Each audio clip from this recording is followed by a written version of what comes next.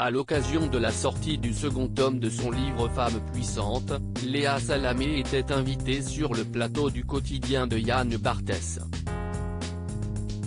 Lors de la première partie de son entretien, Léa Salamé a partagé la parole avec Tessae, une jeune artiste venue promouvoir son livre intitulé Frôler les murs.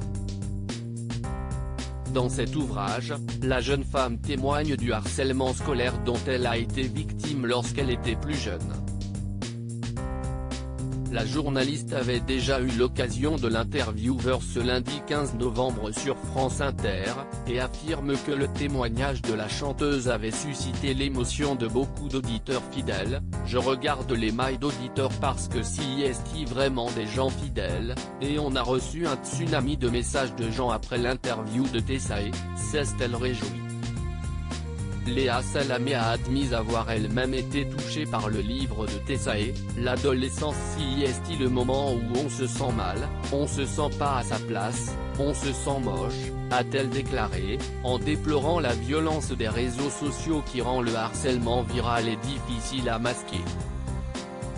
Des femmes évincées ou rétrogradées à leur retour de congé maternité en direct sur TMC, la journaliste est revenue sur une discussion qu'elle a entretenue avec la défenseuse des droits, qui a été profondément marquée par les conséquences d'un congé maternité sur la carrière d'une femme.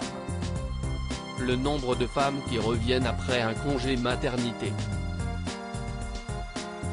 qui n'ont pas retrouvé leur boulot, qui ont retrouvé un statut inférieur, ou un salaire inférieur, a relaté la présentatrice qui est mère d'un enfant prénommé Gabriel.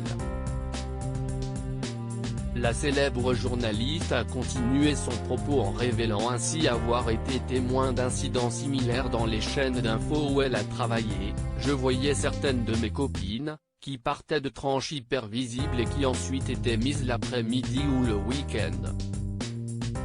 Te faire payer d'avoir eu un enfant me semble ahurissant », s'est-elle indignée. Loading DJ.